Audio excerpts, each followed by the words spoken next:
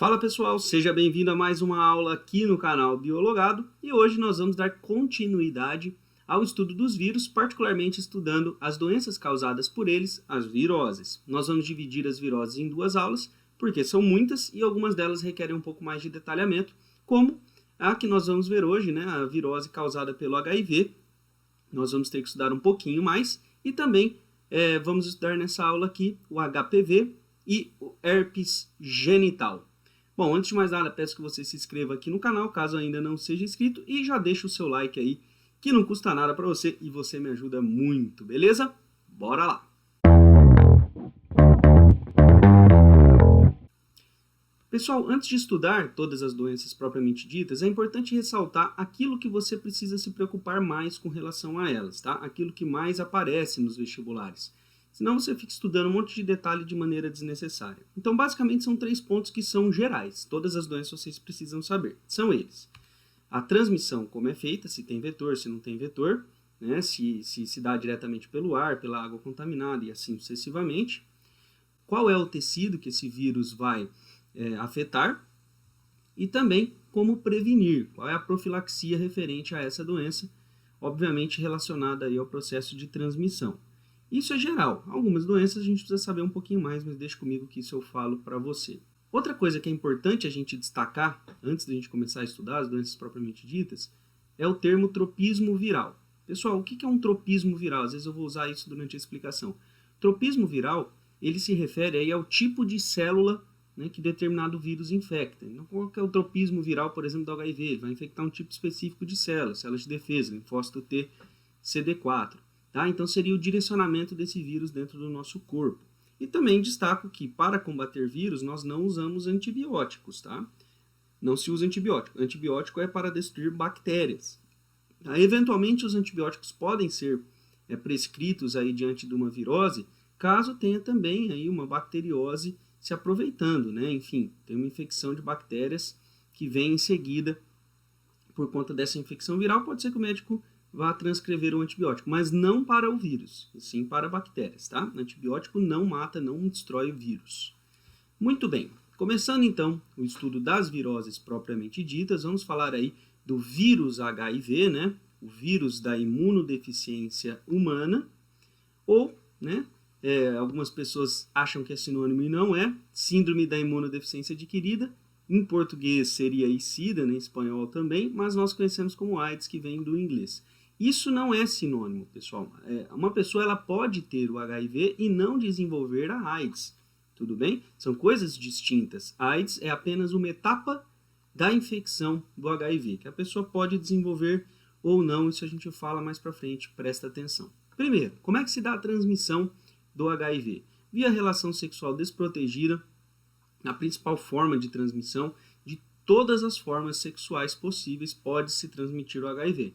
É claro que existem formas que têm mais chance de transmitir o HIV, como por exemplo a relação anal, mas todas as outras podem também ser potenciais transmissoras. Tudo bem? Então tá. Também pode ser que esse vírus seja transmitido via transfusão sanguínea, tá? Por compartilhamento de seringa.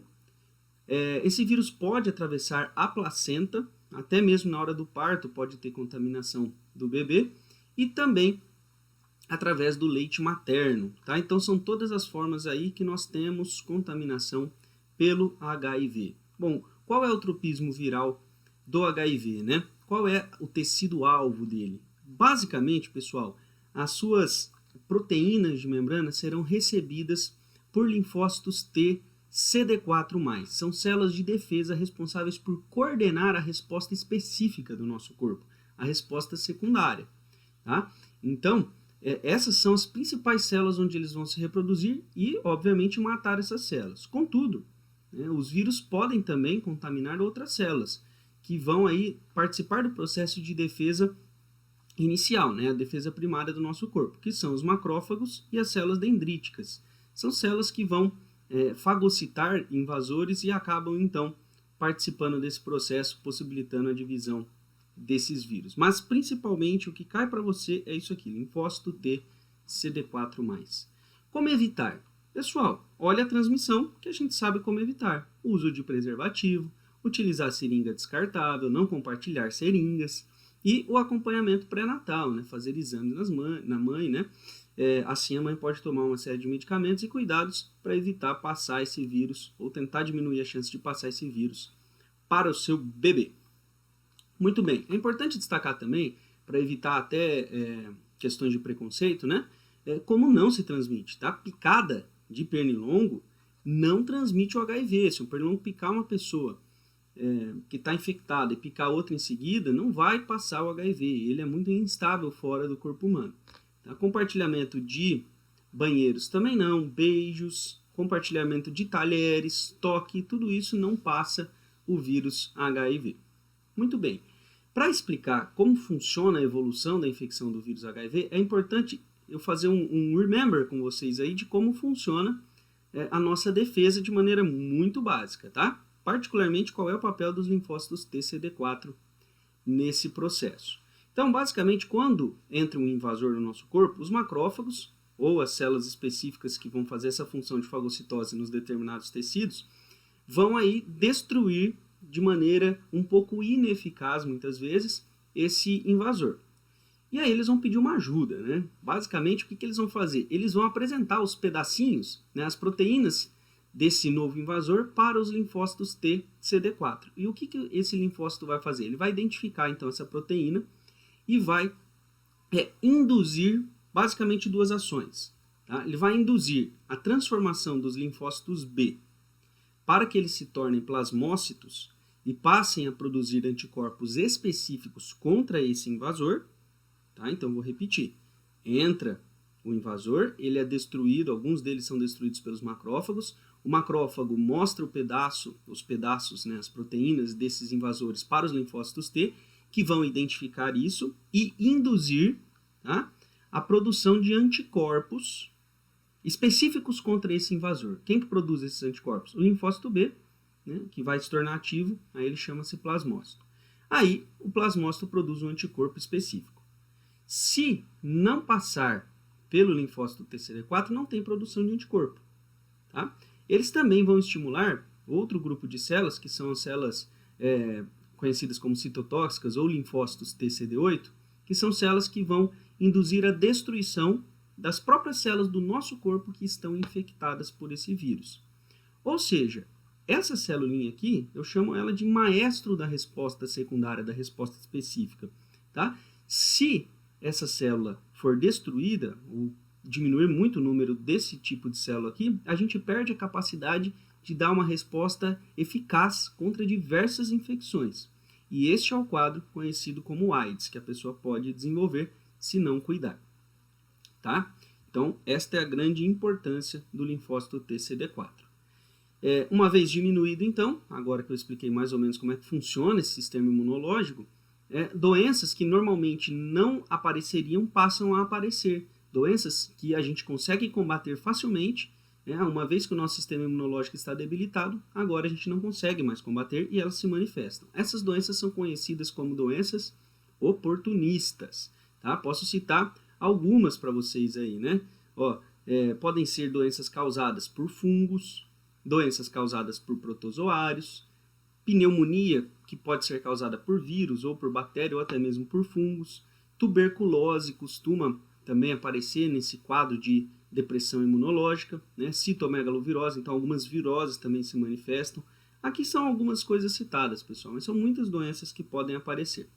Normalmente, são essas doenças que acabam levando o indivíduo à morte, né? Particularmente tuberculose tem matado muito, pneumonia, essas doenças respiratórias, pessoas com quadro de AIDS. Como é que esse vírus é estruturado? Ele é um vírus envelopado, como vocês podem ver, tá? Dentro ele vai possuir um capsídeo e um material genético de RNA. O que eu quero destacar aqui é a diferença dele com relação à maioria dos outros vírus de RNA. Ele possui aqui já uma enzima conhecida como transcriptase reversa.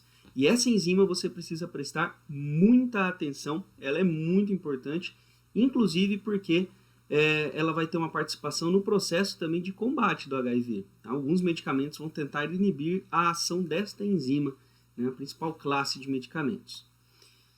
Mas antes de falar dos medicamentos, eu preciso que você entenda o ciclo reprodutivo. E aí, a partir disso, eu explico como é que os medicamentos, né, os coquetéis contra o HIV vão agir. Basicamente, pessoal, não é muito difícil esse ciclo aqui não, tá?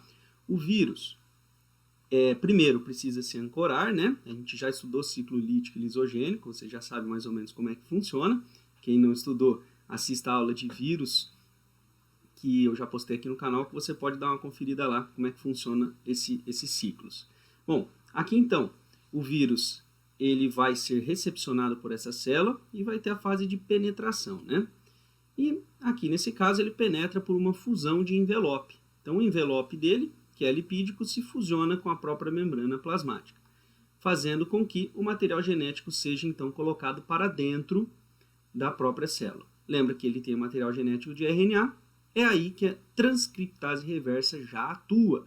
A transcriptase reversa faz a transcrição ao contrário. Se na transcrição eu produzo RNA a partir de DNA, na transcrição reversa eu produzo DNA a partir do RNA viral. Esse DNA vai ser incorporado no DNA da própria célula, tá? Através de uma enzima chamada integrase.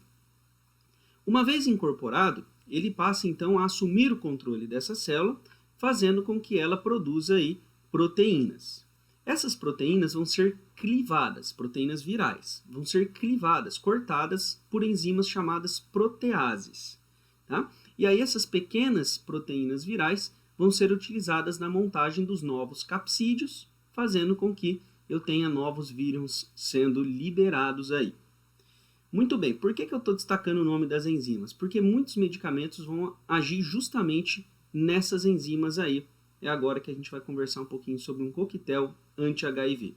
Onde que o coquetel vai agir? Depende, um coquetel ele pode agir de várias formas, existem vários coquetéis, cada um vai ser aí estudado a melhor maneira de aplicar num determinado paciente de acordo com os efeitos colaterais que esse paciente vai ter.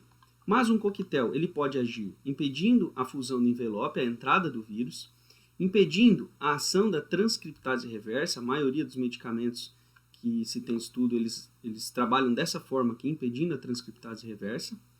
Ele pode agir impedindo a integrase e agir impedindo a protease. Um coquetel vai ter os 4? Normalmente não. Um coquetel tem pelo menos aí, tem até coquetel de 2 drogas, mas normalmente ele vai ter pelo menos 3 dessas drogas aí. Tá? Lembrando que para cada uma dessas ações existem vários medicamentos também. E aí, impedindo com que o vírus entre, reproduza através da transcriptase reversa o DNA e se integre, por exemplo, a chance de um vírus conseguir se reproduzir é muito pequena. Tá? É muito mais eficaz do que usar apenas uma classe de remédio aí. Tá? Por isso que um coquetel ele costuma ser bastante eficaz. Mas perceba que um coquetel não mata os vírus já presentes, mas apenas dificulta muito a sua reprodução, fazendo com que o quadro de AIDS não se desenvolva. Tá? Mas vale a pena destacar, não destrói o vírus. Tá? Muito bem. Posto isso, eu quero comentar aí uma coisinha interessante. Há 2 anos atrás, eu estou postando esse vídeo em 2020, começou-se um estudo e aplicação de um negócio muito interessante aqui no Brasil, que é a profilaxia pré-exposição. Tá? O que é essa profilaxia? E eu já vi cair em 2 vestibulares aí este assunto já. Tá? E não tem nos materiais genéticos, nos materiais didáticos, então fique esperto. O que é isso? Pessoal, basicamente consiste na tomada diária de um comprimido. Tá? E o que vai ser esse comprimido? Normalmente é um comprimido aí que pode agir em uma daquelas etapas, mas normalmente vai impedir a transcriptase reversa. Ou seja, a pessoa vai tomar um remédio antes mesmo de entrar em contato com o HIV, pré-exposição. Quem é que vai fazer isso daqui? Pessoal, isso aqui eu tirei do governo, do site do governo, quem é que tem direito? Não é todo mundo que vai ter direito aí a essa profilaxia pré-expositiva. Ela é indicada para quem? Para gays e outros homens que fazem sexo com homens, que tem essa classificação, homem que faz sexo com homem, pessoas trans de maneira geral e trabalhadores do sexo aí, dos 2 sexos inclusive, masculino e feminino. Além disso, né, se a pessoa, frequentemente, ela vai lá e fala, não, eu não uso camisinha, não gosto, tenho alergia, enfim, não usa camisinha nas relações sexuais, também ela vai poder fazer uso disso daqui gratuitamente, oferecido pelo SUS, tá? Alguém que tem relação, obviamente, sem camisinha, com uma pessoa que é HIV positivo, que é soro positivo, né? e que não faz tratamento, é importante falar isso, porque quando a pessoa faz tratamento, a chance também dela contaminar outras pessoas é muito baixa, apesar de existir, né? Enfim, se ela faz uso repetitivo aí, né, da profilaxia pós-exposição, né, ela acabou tendo uma relação sexual e ela vai desesperada lá para tomar os remédios para garantir que esse vírus não se estabeleça. Se ela faz isso constantemente, é melhor ela já tomar a profilaxia pré-expositiva, né? Enfim, e se ela apresenta episódios frequentes aí de infecção sexual transmissível, porque isso indica que ela está, obviamente, se descuidando, tá? Essas pessoas podem ter direito, então, à profilaxia pré-exposição. Isso vai impedir que o HIV progrida nas suas etapas de infecção, né? Ele não vai se estabelecer, né? Muito provavelmente a chance dessa pessoa pegar o HIV é muito menor, mas vale a pena tomar cuidado, que só está protegida do HIV. Então, se ela continuar se desprotegendo, sífilis, gonorreia, enfim, uma série de outras doenças sexualmente transmissíveis, ela ainda vai pegar.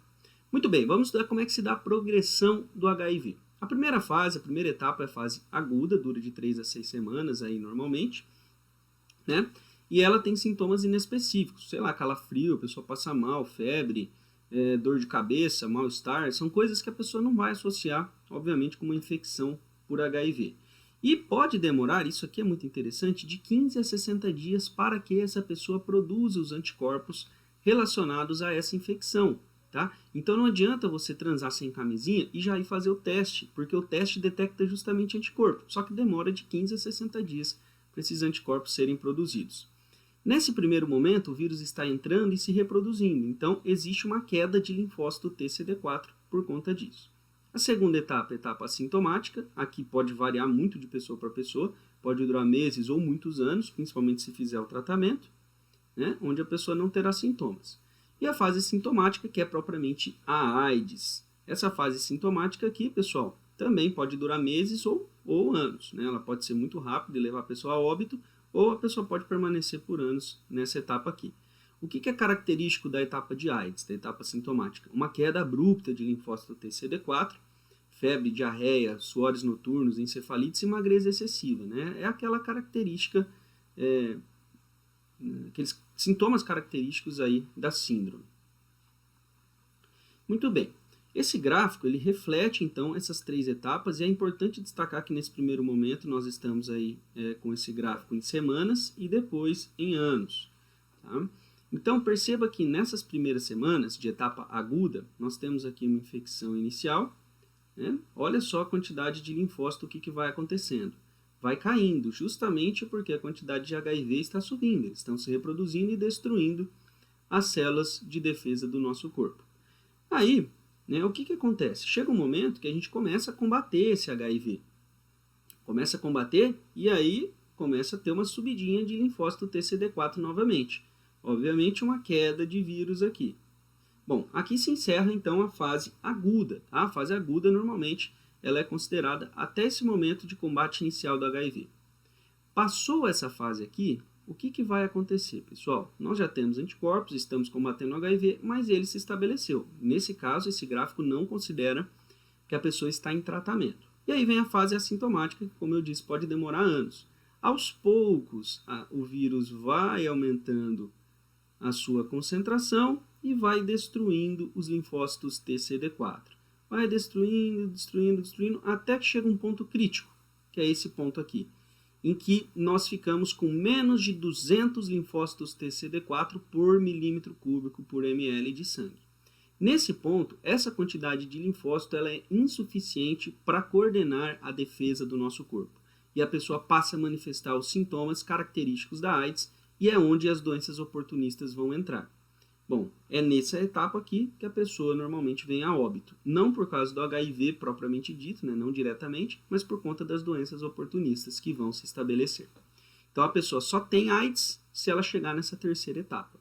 O objetivo do coquetel anti-HIV é que ela permaneça na fase assintomática pelo maior tempo possível, pela quantidade de anos que ela tiver para viver.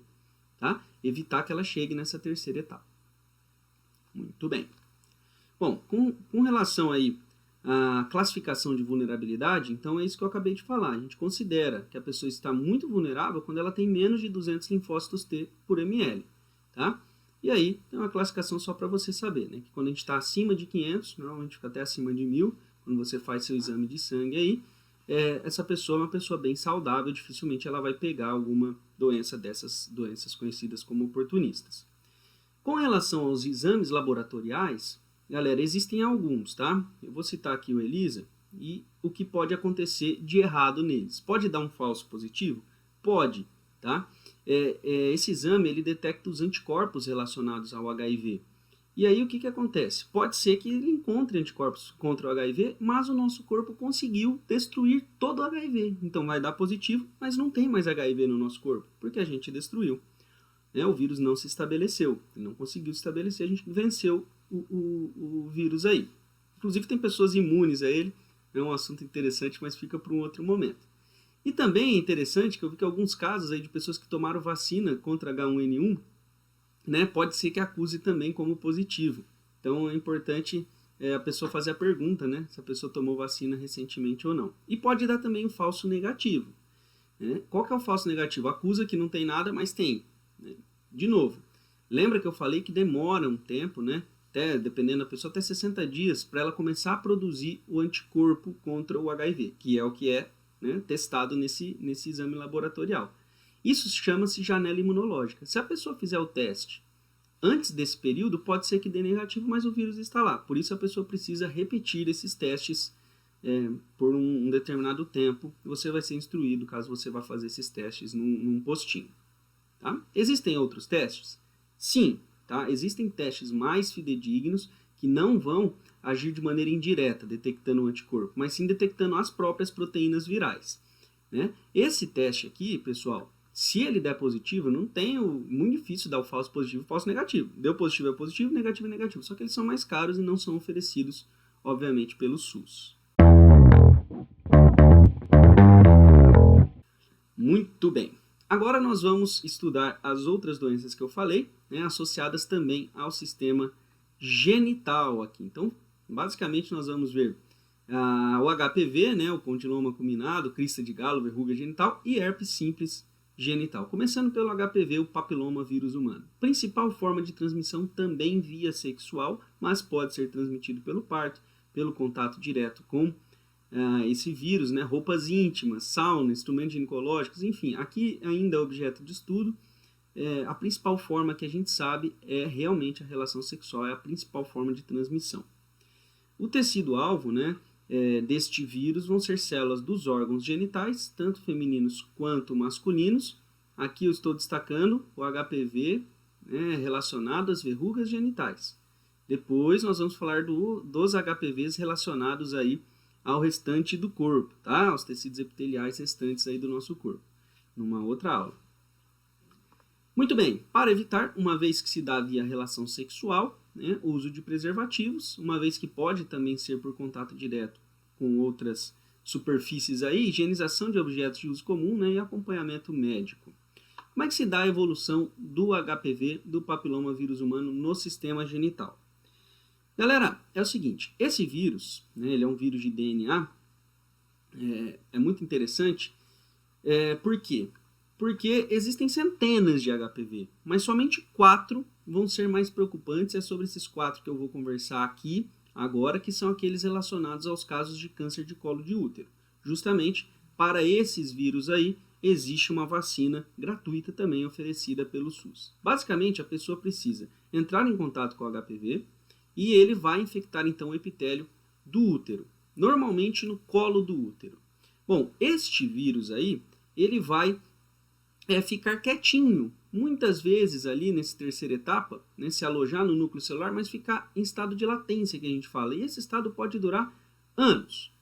Quando eu falo anos, eu estou falando até de décadas, sem se manifestar.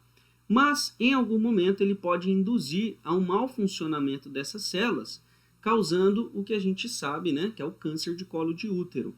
Né?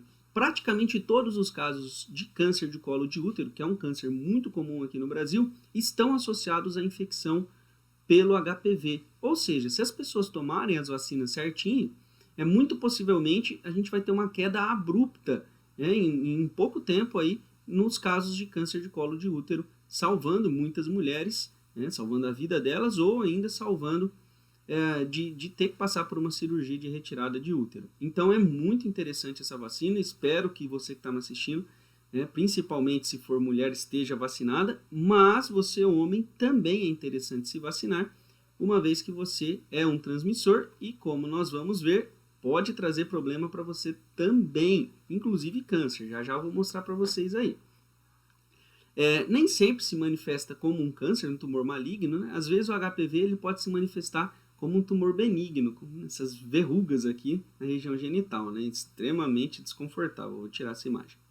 Mas o mais preocupante, é por isso que tem vacina, é porque ela realmente está associada aos casos de câncer de colo de útero. Perceba que, verrugas genitais são as mais comuns manifestações do HPV, mas tem aqui, câncer de colo de útero, câncer de ânus, garganta, vulva, vagina, pênis.